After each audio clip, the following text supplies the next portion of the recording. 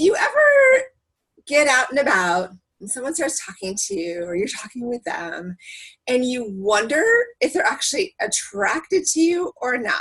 Well, today is day number 74 of our 90-day quest to improve on confidence, communication, charisma, community fun, and flirting. And last night at our happy hour event, one of our awesome members asked me this question about how do you know if somebody's actually interested? And it totally intrigued me because we think that's going to be obvious. We think we don't need a neon sign that says, yo, this girl, this guy is totally hitting on you. But as a matchmaker and love coach for over many, many years, almost 10, it's just kind of one of those things where I have to say I love you all so much, but majority of people are totally clueless. I spend so much of my time saying to people in as loving a way as possible, that guy's hitting on you, that girl's hitting on you. And I'm thankful I have great clients that appreciate me telling them this. I definitely have friends that don't always appreciate me telling this. And so I want you to know that you are being noticed way more than you probably even realize. You are being checked out way more than you realize. If you walk into a space with a level of confidence, you are a good-looking person in a smile and eyes. It's not about being drop dead gorgeous. Nobody wants the person that is so intimidating and overdone to be the one that they're really thinking they're going to get. They want to be with somebody that is approachable, is accessible, is intriguing, and you kind of are curious. And this is what is so important, the communication of body language. If somebody is interested in you, they change how they focus themselves to you. If they are kind of being polite, but just engaging to a point, they'll often talk out of the side of their mouth. They kind of talk to the side, but they don't turn their shoulders to face you.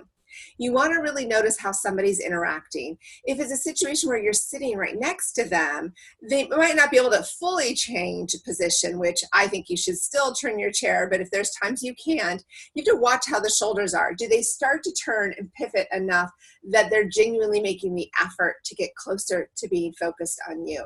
We kind of have this energy field that shoots off. I think of it as the heart space, but you can watch with the shoulders. I am talking to you directly. If I was doing a video and I'm turned completely, I'm going to get a different energy connection to you and with you. And it's the same thing with dating. It's the eye contact, it's making the smiles. And for women, we love to play with our hair to say that we're interested. Our voices even change a little extra when we're excited. And we need to let you know this without being like, yo, I'm totally interested in you with my eyes and I'm really into you. It's important that we allow ourselves the opportunity to express our interest, but also know that it's not always going to be that obvious. We also find a desire to touch. Men and women do this. I know for men, we've taught you so much that you have to be very careful about how you physically touch a woman. So it is good, and I appreciate all the boundaries. So for women, if you are a man and you have a woman put her hand on your shoulder, she touches the forearm of you, then she is trying to get a little closer. It's that little extra gesture, that softness, without being obtruse and being inappropriate. So notice those reactions. Notice the interest in keeping engaged also is really important. So often we don't realize that the person we're talking with is really enjoying talking with us. Our negative self-doubt will make us think that they're only talking with us because they happen to be seated next to us, or they're waiting for somebody else better to come along. But maybe, just possibly, they're kind of into you. They're kind of intrigued. They're kind of curious. And nowadays, it's a lot easier for women and men to just say, hey, I'd love to continue this conversation. Do you mind if we exchange numbers? Or in case we, get busy the rest of the night, can we exchange numbers and keep talking? And that's what's really nice. I love seeing people exchange numbers because it's so easy also to delete someone or just say, you know what, actually, I'm really not interested. But it's also very frustrating to leave an event later that you're like, I wish I had at least had a number that I could follow up later. So you can say it in a light way. You're not saying, oh, I want to go out with you. You're my person. Like, we have to have a date this weekend, and make it super intense. Instead, it's, hey, you want to continue this conversation? That would be really fun. Maybe we can get a drink sometime. Leave it light and make it so the person has a chance to process later, but doesn't regret not giving you the number. You also want to realize the power of a smile, the power of really stopping, pausing, and connecting will let you know how the other person is. If they're squirming and they're looking for other people and they seem to be totally distracted, it doesn't mean that they're not interested. It just might not be the right time for you guys. But also remember, sometimes people walk into something and maybe they're meeting friends a little bit later and they don't really know how to focus on you because they're distracted, but they are interested. So let it play itself out and just go with it. It's a hard balance sometimes, but think of it more as like a teeter-totter. You both kind of have to engage for the motion to keep happening, but sometimes one of you just has to get off and continue on the playground of life. And this will allow you a chance to enjoy what happened, learn from it, and then go back out and experience it again. I ask people a lot of times when they're out and about, do they feel people are checking them out? Do they feel they get a flirting opportunity?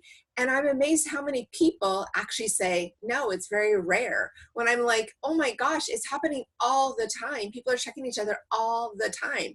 I know I'm a paid people watcher. Like, this is what I do. And I take people out to explore how their energy is attracting other people.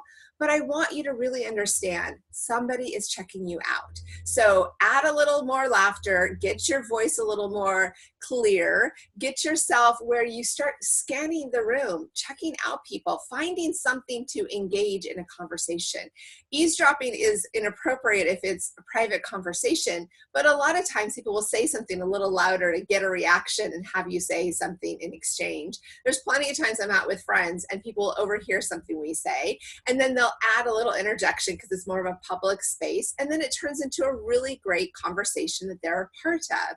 So listen up for these cues to see how you can participate without being creepy or invasive. And just know, a little extra charisma will go a long ways to understand the communication as people enjoy the compliments of getting a connection with you. I'm Jacqueline Nichols, and I am excited to continue our conversation again tomorrow. So like, share, subscribe, and comment below, and we'll chat again tomorrow. Talk to you soon.